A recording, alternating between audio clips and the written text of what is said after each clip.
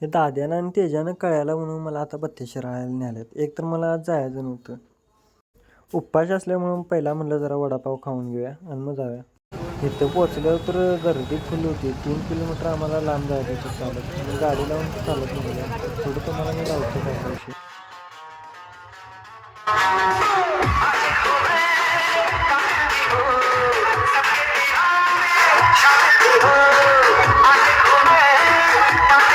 आता आपण इथनं एक एक साऊंड बघून जाऊया कारण कांट्याळगच कार्यक्रम आहे इथं.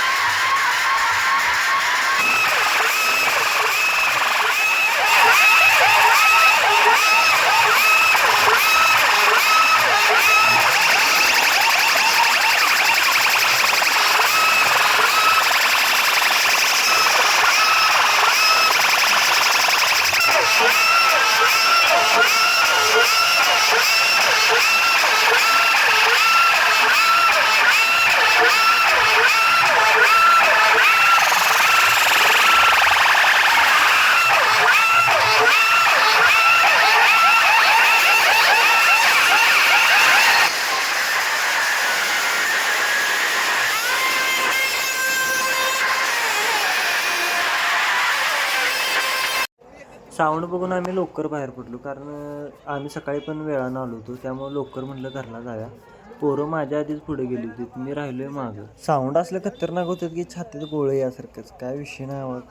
साऊंड म्हणणं मीच काय म्हणतोय मला ऐकायचं नव्हतं. आणि ही बघा पोरांची चपलं कशी झाल्यात. भाऊ आपलं माझ्या पुढे येऊन सुद्धा वाट चुकल्यात आणि तास झालं मी इथं जागे आलोय तरी पण भाऊ आपला आलेला नाही. भावांचा दीड तासानंतर त्याला फोन आला. मग काय जागा सोडून 9-10 किलोमीटर भाऊ आपलं पुढे गेलतात.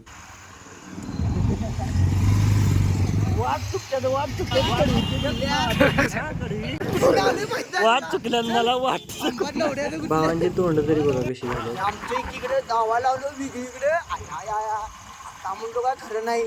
दादी मी काय प्लॅन केलं का त्याला टेम्पोत झोपायचं म्हटलं खमीच असते तर रोडला